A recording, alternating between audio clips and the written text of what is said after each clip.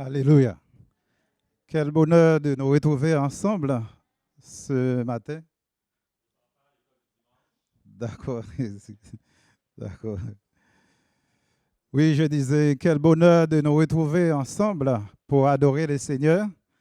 Ça fait un moment, on ne s'est pas rencontrés de cette manière. Gloire à Dieu. Et nous remercions le Seigneur pour une nouvelle journée, une nouvelle semaine et une nouvelle opportunité de partager ensemble sa parole. Qu'il bénisse sa parole à nos cœurs ce matin. Enfin, notre prédication se basera sur le psaume 116. Le psaume 116, qui est un psaume de reconnaissance. Si vous avez votre Bible, peut-être vous pouvez jeter un regard sur ce psaume. Et nous allons nous baser sur quelques versets là-dedans. Et plus précisément, le verset 12, qui nous dit « Comment rendrai-je à l'Éternel tous ses bienfaits envers moi ?» Comment rendrai-je à l'Éternel tous ses bienfaits envers moi? Ce psaume 116 exprime la reconnaissance envers l'Éternel. Celui qui a écrit ce psaume, donc pour lui-même ou pour tous les autres qui ont été délivrés de la mort, il a exprimé ça dans ce psaume.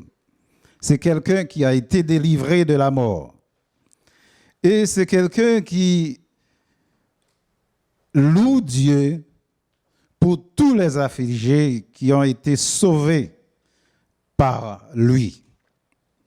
C'est la reconnaissance de tous ceux qui ont été épargnés de la mort et de grandes calamités. Au verset 3, par exemple, il nous dit ceci: les liens de la mort m'avaient environné et les angoisses du sépulcre m'avaient saisi. J'étais en proie à la détresse et à la douleur. Mais il poursuit pour dire, mais j'invoquais le nom de l'Éternel. Ô Éternel, sauve mon âme. Au verset 8, il dit, oui, tu as délivré mon âme de la mort. Tu as délivré mon âme de la mort. Donc, ce matin, nous allons prendre le temps pour dire merci à notre Dieu. Je ne sais pas pour vous, mais certains chrétiens ont souvent tendance à demander à Dieu, à dire, Seigneur, donne-moi, donne-moi, donne-moi. Fais ceci pour moi, fais cela pour moi.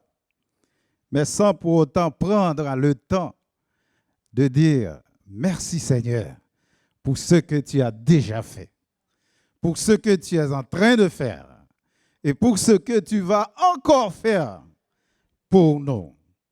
Donc, il y a un refrain qui va faire partie de notre message qui dit, voilà le mot qu'on oublie, c'est merci.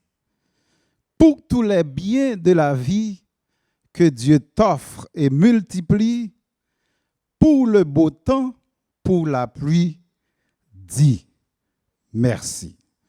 C'est un refrain très facile à prendre. Peut-être vous allez l'apprendre avec moi si vous ne le connaissez pas encore. C'est très facile et très simple, très court aussi bien. Voilà le mot qu'on oublie, c'est merci pour tous les biens de la vie que Dieu t'offre multiplie. Pour le beau temps, pour la pluie, dis merci. Encore, voilà le mot qu'on oublie, c'est merci. Pour tous les biens de la vie que Dieu t'offre multiplie. Pour le beau temps, pour la pluie, dis merci. Juste une dernière fois pour votre mémoire. Voilà le mot qu'on oublie, c'est merci. Pour tous les biens de la vie, que Dieu t'offre multiplie. Pour le beau temps, pour la pluie, dis merci. Comment rendrai-je à l'Éternel tous ses bienfaits envers moi? Donc, rendre à quelqu'un un bienfait, c'est lui être reconnaissant. C'est lui remercier, c'est lui exprimer de la gratitude. Et cela nous rappelle de l'histoire des 10 lépreux dans Luc chapitre 17, le verset 11 à 19, où ces 10 lépreux ont rencontré Jésus, donc qui, bien sûr, a prononcé sa bénédiction et sa guérison sur eux. Et en arrivant en chemin, ils étaient tous guéris. Les 10 étaient guéris. Et quand ils ont remarqué cela, les 9 ont continué leur chemin et il n'y avait qu'un qui était retourné pour dire merci à Jésus. Et ça, c'était le signe de la reconnaissance. Donc, c'est ce que nous voulons parler ce matin. Donc, il y avait quand même un qui était reconnaissant et qui venait dire merci au Seigneur Jésus. Ce texte, Psaume 116, le verset 12, nous donne l'idée de rendre à Dieu des actions de grâce pour exprimer notre reconnaissance ou notre gratitude. Vous savez, ce n'est pas tout le monde qui voit très bien, enfin, ce thème, la reconnaissance. Il y avait chez nous en Haïti le président François Duvalier, lui qui a dit en politique, la reconnaissance est une lâcheté. Parce que pour lui, tous ceux qui l'ont aidé à accéder au pouvoir, ils les ont tous tués. Ils les ont tous tués. Il les a tous tués et il a dit la reconnaissance, c'est une lâcheté. Parce qu'il pensait que de la même manière, ils l'ont aidé à accéder au pouvoir. Ils peuvent aussi le retrancher. Donc, mais pourtant, il y a Ménandre. Ménandre, pour sa part, dit le fruit le plus agréable et le plus utile au monde est la reconnaissance. Le fruit le plus agréable et le plus utile au monde est la reconnaissance. Il y a encore d'autres personnes qui ont parlé de reconnaissance. William Bennett, par exemple, a déclaré, il dit parfois il est essentiel de se souvenir que la reconnaissance est une vertu. La reconnaissance est une vertu. Et pour nous chrétiens, oui, on est d'accord avec ça, la reconnaissance est une vertu. Et Madame de Sévigné dit pour sa part, l'ingratitude attire des reproches, comme la reconnaissance attire de nouveaux bienfaits. L'ingratitude attire des reproches, comme la reconnaissance attire de nouveaux bienfaits. N'est-ce pas une réalité? Si quelqu'un fait quelque chose pour vous et vous dites merci, ça l'encourage à faire beaucoup plus. Et c'est de même pour notre Seigneur. Quand nous lui sommes reconnaissants, donc il est aussi prêt à déverser encore plus de grâce, plus de bénédictions sur nous.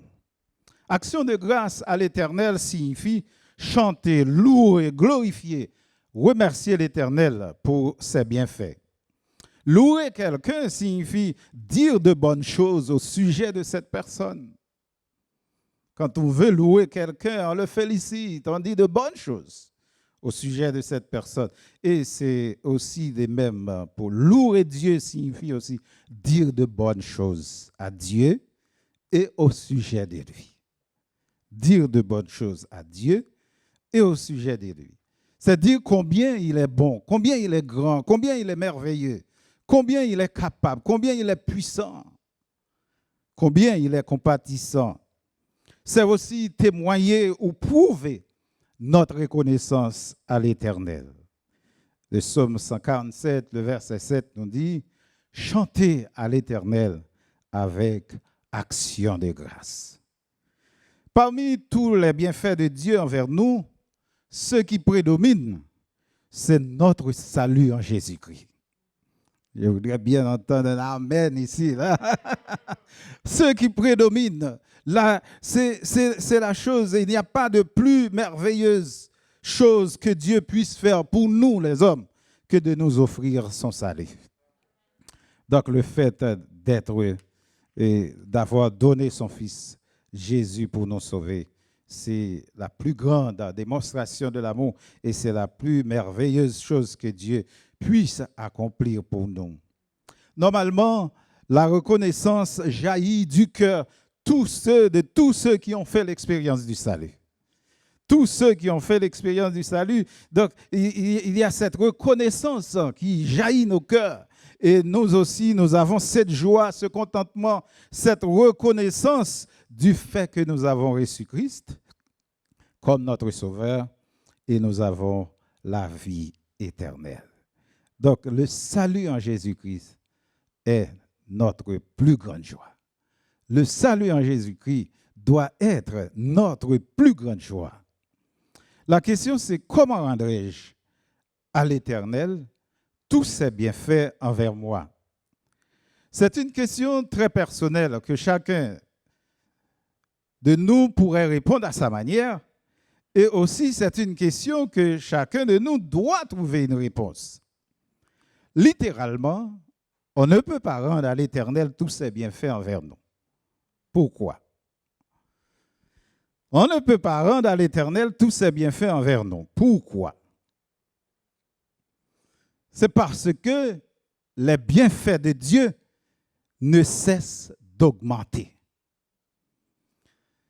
Dans Lamentation de Jérémie, chapitre 3, le verset 22 et 23, nous dit « Les bontés de l'Éternel ne sont pas épuisées, ses compassions ne sont pas à leur terme, elles se renouvellent chaque matin. » Ou on pourrait même dire chaque heure, chaque minute, chaque seconde. Et le fait de se renouveler à tout temps, en tout temps, à tout moment, donc du temps que nous sommes en train de remercier le Seigneur ou du temps que nous sommes en train de compter les bienfaits de Dieu, on arrive à ne pas finir parce que donc, les bienfaits de Dieu ne cessent que d'augmenter. Il ajoute, il ajoute, il ajoute encore. Il y a un chant créole que j'essaie de traduire en français, mais je ne sais pas si ça correspond bien à ce que peut-être vous connaissez. Ça parle de l'amour de Dieu. Il dit, si on pouvait changer la mer en l'encre pour écrire, et si tous les arbres de la terre pourraient servir de stylo, et tout le monde pourrait écrire, pour écrire l'amour de Dieu, donc la mer finirait par se dessécher et le ciel ne pourrait pas contenir toutes les œuvres de son amour.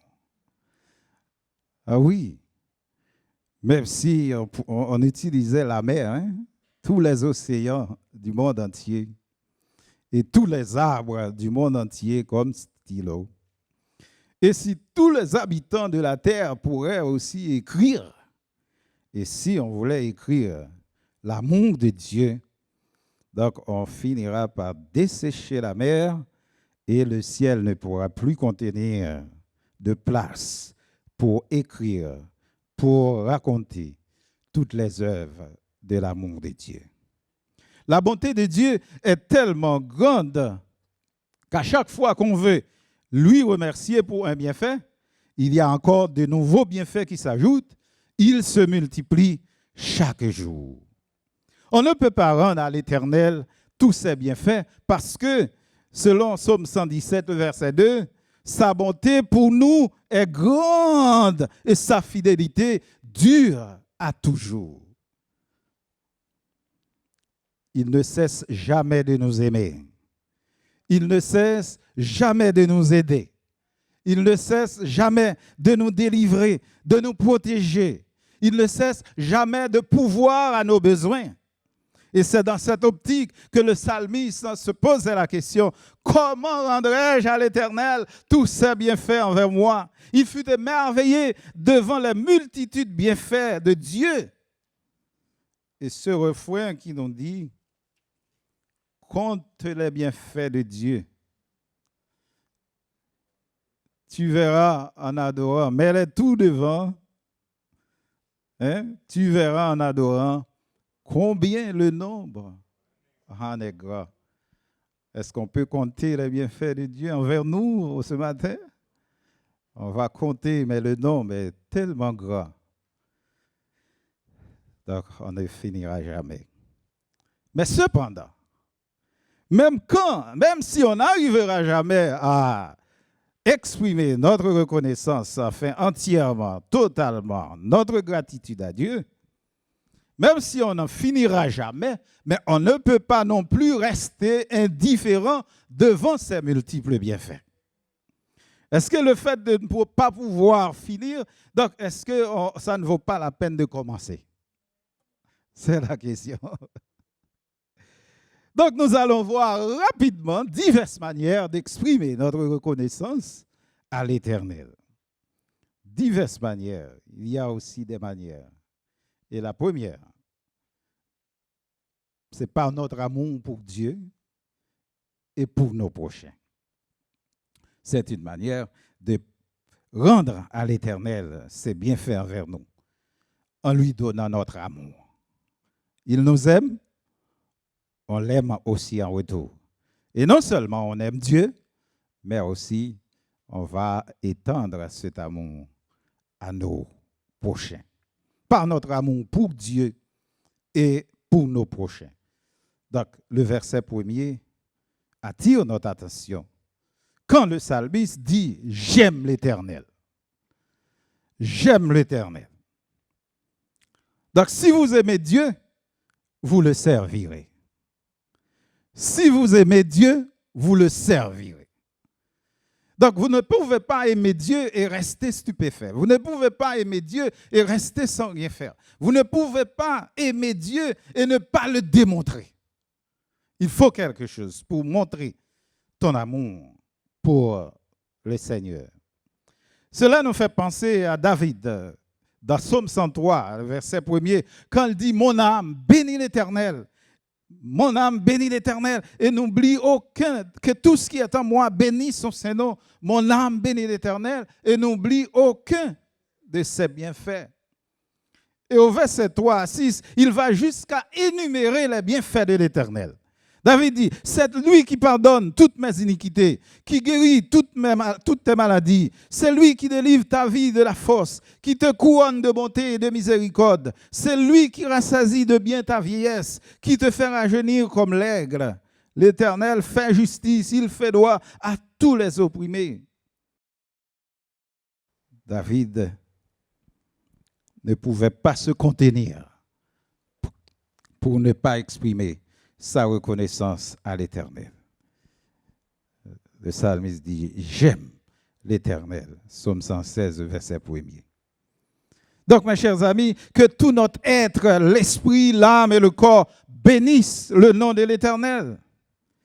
Il y a un auteur dans un chant qui dit « Dieu Tout-Puissant, quand mon cœur considère tout l'univers créé par ton pouvoir, le ciel d'azur, les éclairs, le tonnerre, le clair matin ou les ombres du soir, de tout mon être, alors s'élève un chant, Dieu Tout-Puissant, que tu es grand. Il dit, mais quand je songe au sublime mystère, qu'un Dieu si grand a pu penser à moi, que son cher fils est devenu mon frère et que je suis l'héritier du grand roi. Alors mon cœur redit la nuit et le jour, rien n'est plus grand que ton amour. Amen. Donc le Seigneur Jésus a indiqué que le plus grand commandement, dans Matthieu 22, le verset 37, c'est d'aimer Dieu. Le plus grand commandement, c'est d'aimer Dieu. Il a dit, Tu aimeras le Seigneur ton Dieu de tout ton cœur, de toute ton âme, de toute ta pensée. Et il a ajouté au verset 38, c'est le premier et le plus grand commandement. C'est le premier et le plus grand commandement. Tu aimeras le Seigneur ton Dieu de tout ton cœur, de toute ton âme et de toute ta pensée. Et qui dit aimer le Seigneur sous-entend aimer son prochain. Vous ne pouvez pas aimer le Seigneur sans aimer notre prochain. Et Jésus a ajouté, il a dit, voici le second commandement. Tu aimeras ton prochain comme toi-même. Le premier, tu aimeras le Seigneur, ton Dieu, de tout ton cœur, de toute ton âme, de toute ta pensée. Et le second, tu aimeras ton prochain comme toi-même. Et si vous pouvez faire ces deux, vous avez déjà accompli les 10 commandements. Il a résumé les 10 commandements en 2. Donc, c'est ça. Et 1 Jean 4, le verset 20, dit, si quelqu'un dit « j'aime Dieu » et qu'il haïsse son frère, c'est un menteur. Car celui qui n'aime pas son frère qu'il voit, comment peut-il aimer Dieu qu'il ne voit pas? Et nous avons de lui ce commandement, que celui qui aime Dieu aime aussi son frère. Donc, notre amour pour Dieu et pour nos prochains, c'est une reconnaissance de ce que Dieu a fait dans nos vies. Notre amour pour Dieu s'exprime aussi dans nos services. Notre amour pour Dieu s'exprime aussi dans nos services. Après la résurrection de Jésus, il a rencontré Pierre. Et dans Jean chapitre 21, le verset 15 à 17, il a dit, Simon, fils de Jonas, m'aimes-tu plus que même ceux-ci? Pierre répondit, oui Seigneur, tu sais que je t'aime. Jésus lui répondit, paie mes agneaux. Jésus lui demanda une deuxième fois. Pierre répondit la même chose. Et Jésus a dit, paie mes brebis. Mais pour une troisième fois, Jésus a insisté. Il a dit, Pierre, fils de Jonas, Simon, Pierre, fils de Jonas, m'aimes-tu? Pierre devenait tout de suite triste. Parce qu'il ne comprenait pas pourquoi Jésus a insisté comme ça et est en train de poser la même question. Je suppose que même nous aussi, nous pouvons... Mais j'ai répondu à 2 fois et il a posé la même question. Est-ce que j'ai bien répondu? Donc, Simon peut-être se souvenait du moment où il a renié Christ devant le tribunal. Il se souvenait du moment où il a dit qu'il ne connaît pas Christ. Mais quand même, il a dit, Seigneur, tu sais toutes choses. Tu sais que je t'aime, tu sais toutes choses. Et Jésus lui dit, paie mes brebis. Paie mes brebis. Donc, à chaque expression de notre amour pour Dieu, s'associe un service. À chaque expression de notre amour pour Dieu, s'associe un service. C'est pour ça, tout à l'heure, nous avons dit, si vous aimez Dieu, vous le servirez. Donc, à chaque expression de notre amour pour Dieu, s'associe un service. Il y a quelque chose à faire. La meilleure façon de prouver, enfin, il ne suffit pas de dire « j'aime Dieu », « j'aime Jésus », mais il faut le prouver. Et la meilleure façon de le prouver, c'est dans notre amour pour notre prochain et nos services pour Dieu. Il y a un slogan qui dit « nous sommes les mains et les pieds de Dieu ». Nous sommes les mains et les pieds de Dieu. Cela ne signifie pas que Dieu ne peut pas agir sans nous, mais cela implique plutôt que nous sommes des instruments dans les mains de Dieu. Il se sert de nous pour accomplir son projet ou son plan dans la vie de nos semblables. Il se sert de nous pour apporter sa délivrance et sa provision aux autres. Et si nous refusons, Dieu va utiliser quelqu'un d'autre pour faire son travail. Et il va susciter n'importe qui sans tenir compte de son origine, de sa taille, de sa couleur, de ses capacités, de son intelligence, etc. Car Dieu sait que toutes ces choses n'importent pas parce que c'est lui qui équipera cette personne pour accomplir sa mission. Dans Actes 8, verset 30-31, quand Philippe demanda à l'Éthiopien qui lisait le prophète Ésaïe, il lisait apparemment le chapitre 53 du livre Ésaïe, et plus précisément les versets 7 et 8. Donc Philippe l'a demandé, « Comprends-tu ce que tu lis ?» Et l'Éthiopien répondit, « Comment le pourrais-je sans quelqu'un pour me guider ?» Sans quelqu'un qui me guide, ne me guide. Donc Dieu a besoin de nous pour guider les plus faibles, pour guider les autres qui ont besoin de l'aide. Et nous aussi, chrétiens, nous devons savoir que Dieu ne descendra pas du ciel en personne et en chair et en os pour nous délivrer. Non, mais il mettra quelqu'un sur notre chemin pour nous aider. Et c'est de la même manière, nous aussi, nous devons nous rappeler que nous sommes des instruments dans les mains de Dieu. Il va se servir de nous pour aider les autres, pour encourager les autres, pour réconforter les autres, pour, aider ceux qui sont en difficulté. Donc, il va se servir de nous. On raconte l'histoire de cet homme qui était tombé dans un puits. Et le Seigneur a envoyé plusieurs personnes, plusieurs serviteurs, successivement pour lui faire remonter du puits. Mais vous savez qu'il n'a pas accepté de l'aide. Et pour quelle raison? On lui a tendu une corde pour lui faire remonter. Il a dit non. On fait descendre une échelle. Non. Sa réponse, c'est que mon Seigneur m'a déjà dit que si je l'invoque dans ma détresse, il me délivrera. Et il attend le Seigneur pour venir le délivrer. Il pensait que le Seigneur devrait venir en personne pour le délivrer. Et les gens disent, mais le Seigneur nous a envoyés pour vous aider. Elle dit non, j'attends le Seigneur. Et finalement, il est resté coincé dans ce puits à l'attente du Seigneur. Et vous connaissez le reste de l'histoire, donc finalement, il est resté là. Donc Dieu a besoin de nous pour nous envoyer. Et Ésaïe a enfin reconnu l'appel de Dieu quand il disait, « Qui enverrai-je et qui marchera pour nous ?»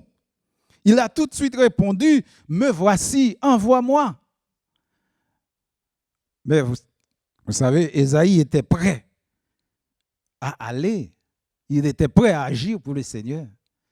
Mais c'était surtout en reconnaissance de ce que le Seigneur venait d'accomplir dans sa vie. Vous voyez, tout de suite, donc, juste avant, le Seigneur venait d'envoyer son ange pour purifier ses lèvres. Et à partir de ce moment, il était prêt. Ésaïe était prêt pour exprimer sa reconnaissance de ce que le Seigneur vient d'accomplir dans sa vie. Ah, il est prêt à faire tout. Qui enverrai-je? Qui marchera pour nous? Il a répondu, me voici, envoie-moi. Donc, nous pouvons rendre à l'Éternel ses bienfaits envers nous. Deuxièmement, c'est par notre loyauté et notre consécration. C'est par notre loyauté et par notre consécration. Et le verset 2 qui nous dit « Et je l'invoquerai toute ma vie ».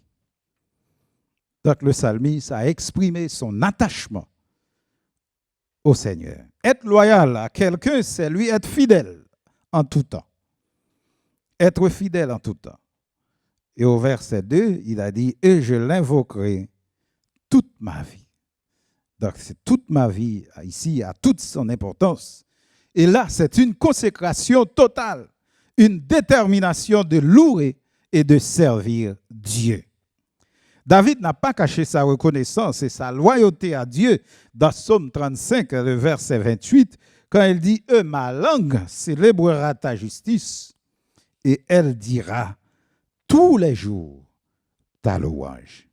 Et ma langue célébrera ta justice, et elle dira tous les jours, sa justice. C'est dans le psaume 34, le verset 2, vous connaissez bien, je bénirai l'Éternel en tout temps, et sa louange sera toujours dans ma bouche.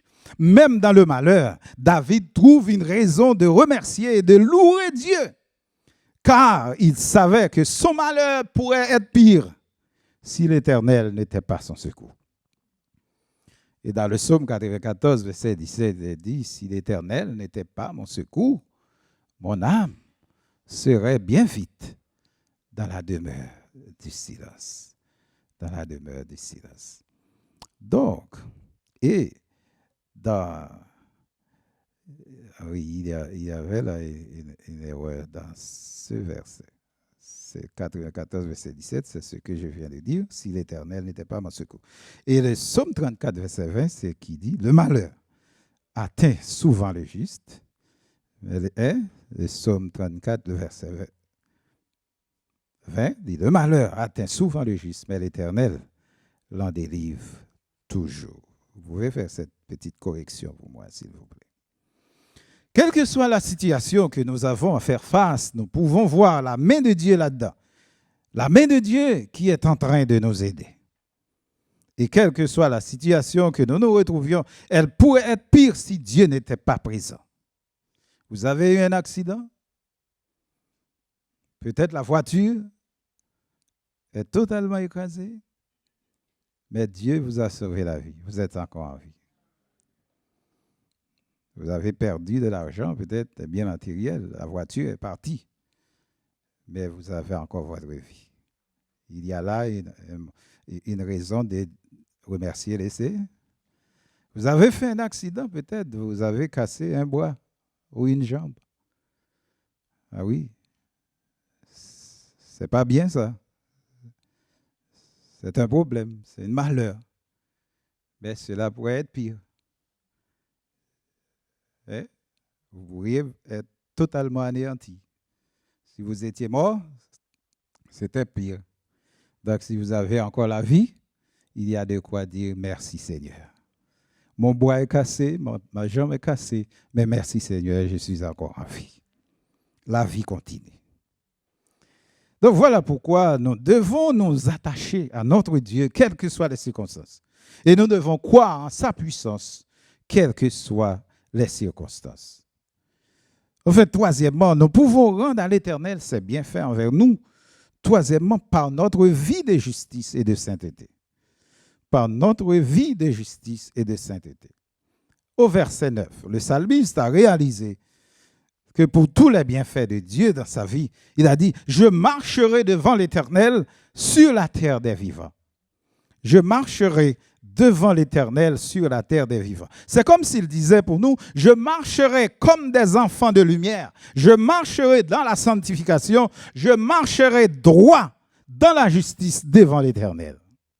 Et c'est aussi en ce sens que Paul nous dit dans Romains 12, 1er, je vous exhorte donc frères par les compassions de Dieu à offrir vos corps comme un sacrifice vivant, saint, agréable à Dieu, ce qui sera de votre part un culte raisonnable. Donc notre vie de justice, notre vie de sainteté, c'est une manière de glorifier le Seigneur. C'est une manière d'être reconnaissant au Seigneur.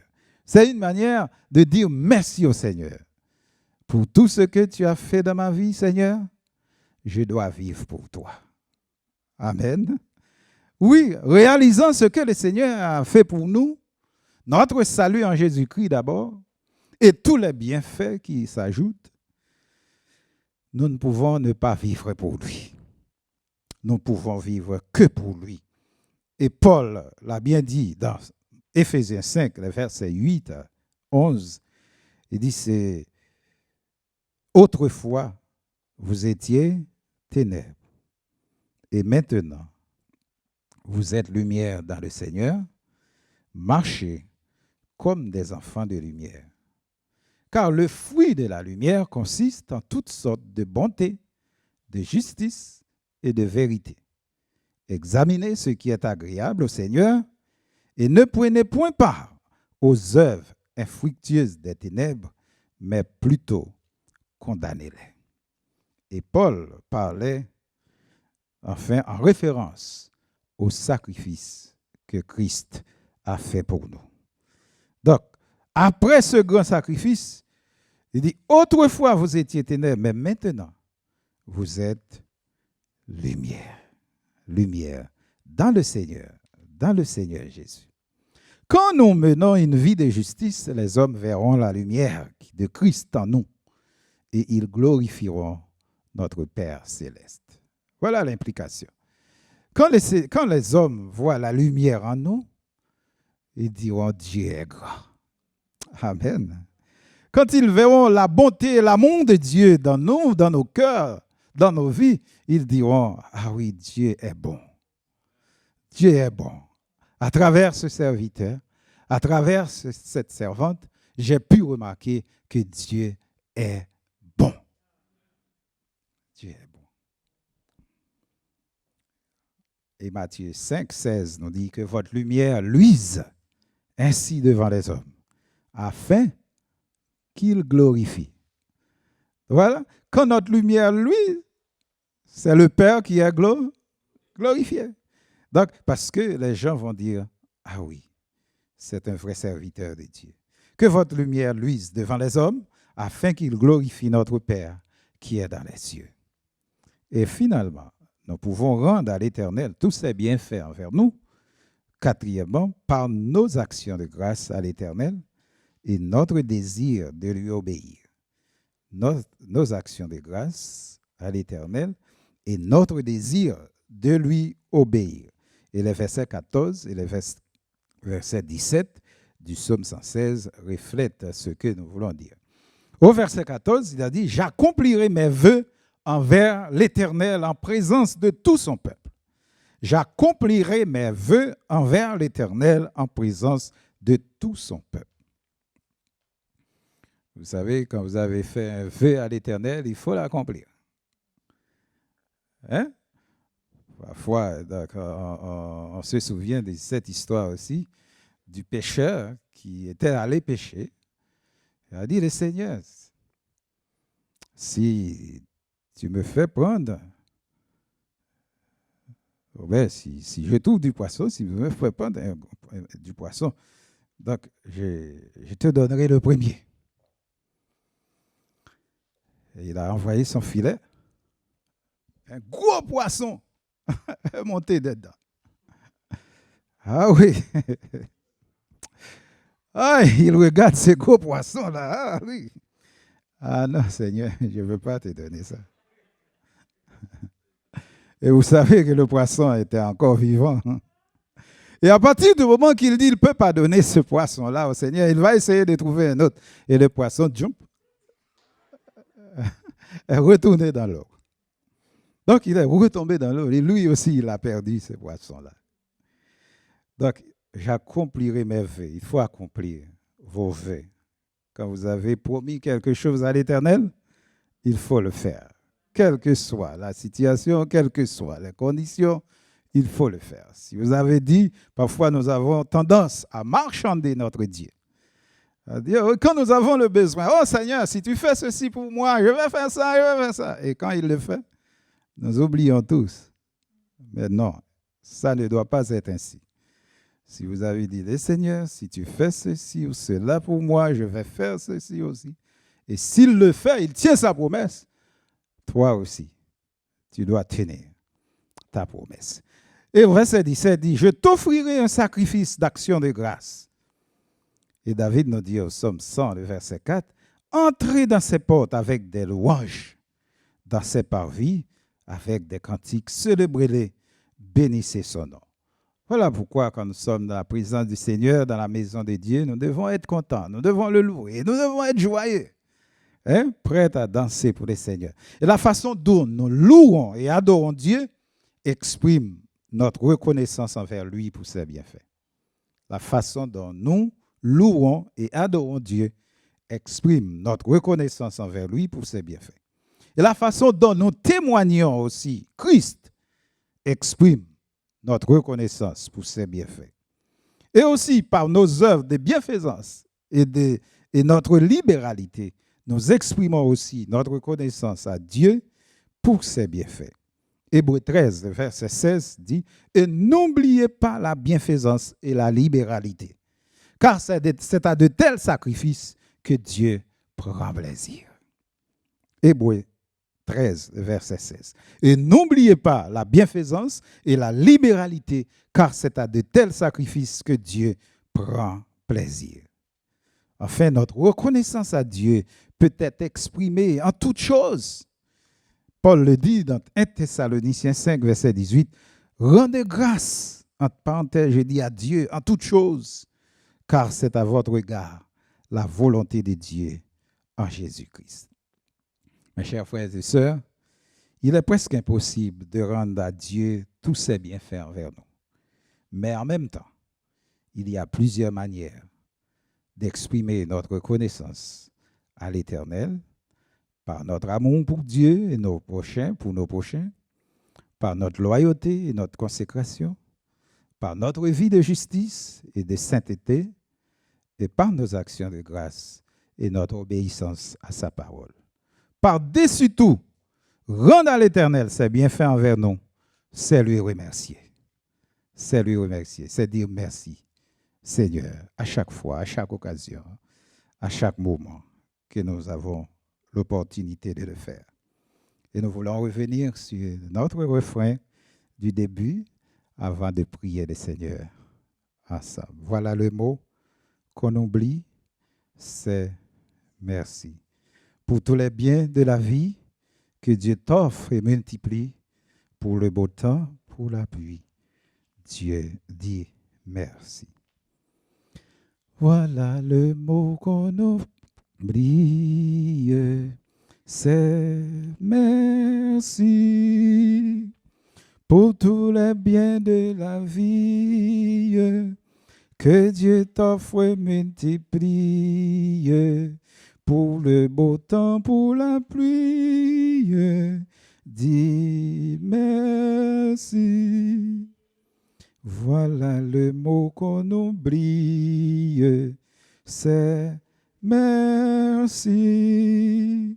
Pour tous les biens de la vie que Dieu t'offre et multiplie, pour le beau temps, pour la pluie, dis merci. Seigneur, nous voulons te remercier.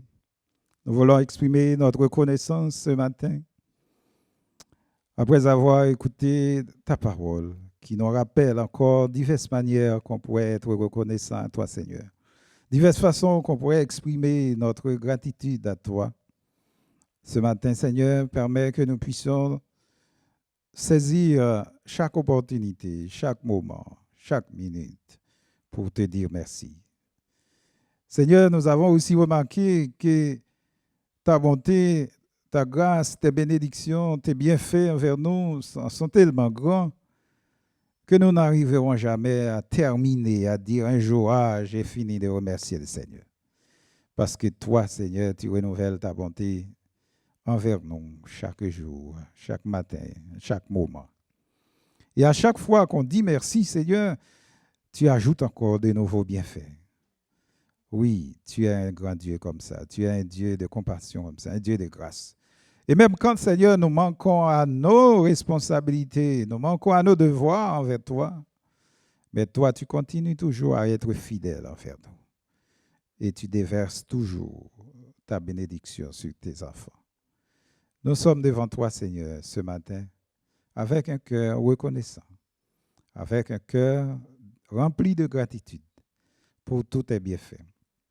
Et Seigneur, si nous voulons en compter, le nombre est tellement grand, on ne peut pas en finir. La vie que tu nous donnes, le souffle de vie, l'oxygène que nous respirons en ce moment.